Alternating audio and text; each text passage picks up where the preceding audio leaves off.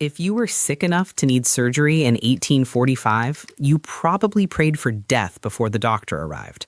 The operating theater was not a sanctuary of healing, it was a chamber of necessary torture. There were no heart monitors beeping rhythmically, no sterile white tiles, and certainly no mercy. The air in these rooms didn't smell of antiseptic. It smelled of stale blood, unwashed bodies, and fear, a thick metallic tang that coated the back of your throat. The surgeon standing over you wouldn't be wearing scrubs and a mask. He would be wearing a black frock coat, stiff with the dried blood of the last 10 patients, a grim badge of his experience. He didn't wash his hands between procedures because the concept of germs was still a ghost story that serious men laughed at. In this era, the mark of a great surgeon was not precision, it was speed. Brutal, blinding speed. A leg amputation had to be completed in under 3 minutes, not because the surgeon was in a rush, but because human beings die of shock when they scream for too long. They would strap you to a wooden chair or a table, hold you down with 3 or 4 burly assistants, and tell you to bite on leather. The best you could hope for was passing out from the agony when the saw hit the bone. This was the world of medicine for thousands of years, a terrifying race against the patient's ability to endure pain. Into this nightmare stepped William Morton, a man who looked nothing like a savior.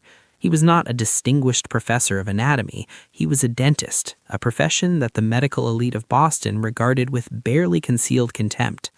Morton wasn't driven by pure altruism, he was driven by a desperate, clawing ambition and the haunting specter of failure. He had a secret, something he called letheon, a sweet-smelling liquid that he believed could steal consciousness away just long enough to work without screaming. We know it today as ether, but to Morton, it was a volatile, dangerous gamble that could just as easily kill a man as put him to sleep. The shadow hanging over Morton was massive. Just 1 year prior, his former partner, Horace Wells, had stood in a similar amphitheater to demonstrate nitrous oxide. It had been a catastrophe. The patient had groaned in the middle of the tooth extraction, and the students in the gallery had erupted into jeers, chanting "humbug, humbug," destroying Wells's reputation in seconds. Wells was now a broken man, sliding into a depression that would eventually kill him. Morton knew this. He knew that the line between a visionary and a fraud was razor thin, and the medical establishment was sharpening its knives, waiting for him to slip. When the invitation came from Dr. John Collins Warren, the most terrifyingly respected surgeon in New England, it didn't feel like an opportunity. It felt like a summons to an execution. Warren had agreed to let Morton test his letheon on a live patient during a major tumor removal at Massachusetts General Hospital. The date was set for October 16, 1846. Morton wasn't just risking his career. If the patient died on the table from an overdose, Morton would be charged with manslaughter. If the patient woke up screaming, Morton would be laughed out of Boston, labeled a charlatan just like Wells.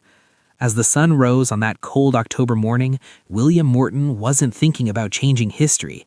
He was thinking about how easily a life can be dismantled by a single scream. The morning of October 16 is crisp and unforgiving. Inside the Bullfinch building at Massachusetts General Hospital, the operating theater, known as the Ether Dome, is packed to the rafters.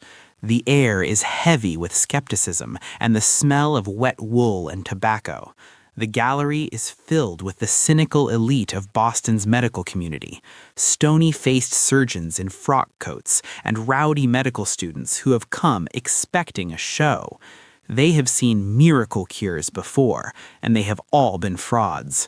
They are here to watch another dentist fail. They check their pocket watches, whispering to one another, ready to pounce the moment things go wrong. In the center of the pit sits the patient, Gilbert Abbott. He is a young man, pale and trembling, with a vascular tumor bulging from his neck. He is terrified. He has been told that this procedure will be painless, but looking at the straps on the chair and the array of knives on the tray, he knows the reality of what is about to happen. He is strapped down tight, the leather binds cut into his wrists. He breathes in short, shallow gasps, his eyes darting around the room, looking for the man who promised to save him from the knife. But the man is not there. It is 10 a.m. The surgery was scheduled to begin 15 minutes ago. Dr. Warren, a man who commands time as strictly as he commands his staff, stands impatiently by the patient. He taps his foot. He checks his own watch. The murmuring in the crowd grows louder. "Another humbug," someone sneers. "He's lost his nerve," says another. The tension in the room shifts from anticipation to mockery. They believe Morton has fled, terrified of the public humiliation that destroyed Horace Wells. Warren looks at the terrified boy in the chair and sighs, resigning himself to the grim task ahead. He picks up his scalpel. He will have to do this the old way, the screaming way. But Morton hasn't fled. He is sprinting through the streets of Boston, his heart hammering against his ribs like a trapped bird. He isn't late because of cowardice. He is late because of perfectionism. At the very last minute, he realized the valve on his glass inhaler, the device that would deliver the gas, was flawed. If the valve stuck, Abbott would suffocate. If it was too loose, he would breathe regular air and feel every cut. Morton had spent the agonizing morning hours in the shop of an instrument maker, frantically modifying the brass mechanism, filing down edges with shaking hands, while the clock on the wall ticked away his future. Back in the ether dome, Dr. Warren has had enough. He turns to the audience, his voice dripping with icy sarcasm. "As Dr. Morton has not arrived," he announces, raising the knife, "I presume he is otherwise engaged." The students chuckle. Abbott squeezes his eyes shut, bracing for the cold steel. The room goes quiet, waiting for the first cut. Suddenly, the double doors burst open. William Morton stumbles in, out of breath, his face flushed, clutching a strange glass globe with a rubber tube attached. The room falls dead silent. He walks to the center of the pit, ignoring the glares of the most powerful men in medicine. Warren steps back, gesturing to the patient with a challenge in his eyes. "Well, sir," Warren says cold, "your patient is ready." Morton steps up to the chair. His hands are trembling, but he forces them to steady. He looks at Gilbert Abbott, who is staring at the strange glass device with wild, fearful eyes. This is the moment. There is no animal testing protocol here, no safety net.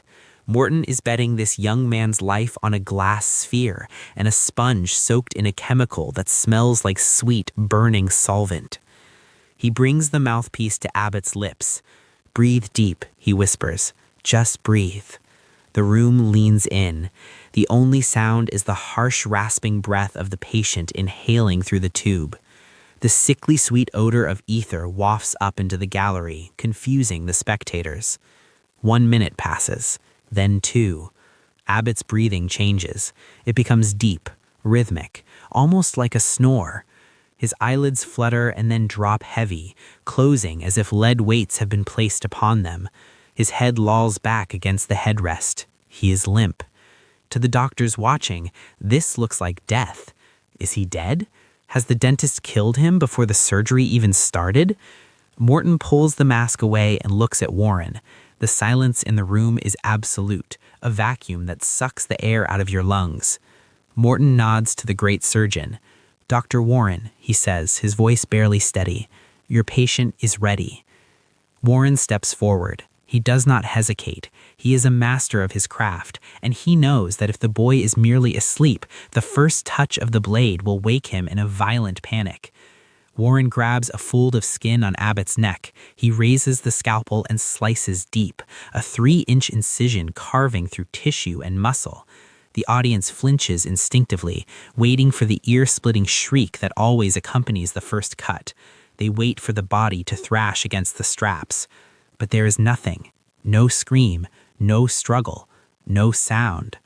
Abbott lies perfectly still, as if he is napping in his own bed on a Sunday afternoon. The only sound is the wet separation of flesh. Warren freezes. He looks at the patient, then at his own hands, then at Morton. The skepticism drains from his face, replaced by a look of profound, almost religious shock. He continues the surgery, removing the tumor with a precision he has never been able to afford before. He doesn't have to rush. He doesn't have to fight a writhing body. He finishes, stitches the wound, and steps back. Slowly, Gilbert Abbott begins to stir. He blinks, looking around the room, dazed. "Did you feel anything?" Warren asks urgently. Abbott looks confused. "I felt a scratch on my neck," he mumbles. "Is it over?" Dr. Warren turns to the stunned crowd. Tears are glistening in the eyes of hardened men who have listened to screaming for decades. Warren spreads his hands, his voice trembling with the weight of the new world they have just entered. "Gentlemen," he declares, "this is no humbug." In 10 minutes, the history of humanity has cleaved in two. The era of agony is over. Today, when you drift off into the dark, trusting that you will wake up fixed and whole, remember the trembling dentist who ran through the streets of Boston to save you from the knife.